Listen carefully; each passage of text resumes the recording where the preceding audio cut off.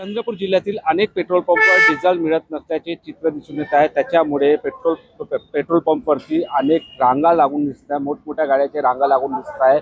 Petrol पंपवरती मुबलक साठा उपलब्ध असल्यामुळे पेट्रोल पंप धारक हे आता मोठ्या गाड्यांना 50 लिटरपर्यंतच डिझेल देत असल्याचे चित्र दिसून येत आहे। अत्यावश्यक सेवा असते त्यांना डिझेल दिलं जाता असल्याची ही चित्र दिसून येत आहे।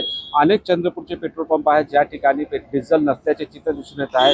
जे नामांकित पेट्रोल पंप आहे त्याच ठिकाणी डिझेल मिळत असल्याचे चित्र दिसून येत आहे। त्याच्यामुळे पुढच्या काळात पुन्हा काही दिवसांनी डिझेल टंचाई भाचवणार का हे बघणं आता महत्त्वाचं ठरणार आहे। ज्या प्रमाणे परिस्थिती आहे डिझेल मिळत नसल्याचे चित्र दिसून येत आहे, त्याच्यामुळे कुठेतरी अडचण निर्माण होणार, शेतकऱ्यालाही याचा मोठा फटका पडण्याची शक्यता वर्तवली जात आहे। कारण की आता हंगाम येणार आहे, कृषी हंगाम येणार, कृषी हंगामात डिझेलची मागणी मोठ्या प्रमाणात असते शेतकऱ्याकडून आणि अशा वेळेस डिझेल टंचाईमुळे शेतकरी नक्की अडचणीत येण्याची शक्यता वर्तवली जात आहे। निलेश जहाज, TV9 मराठी, चंद्रपूर।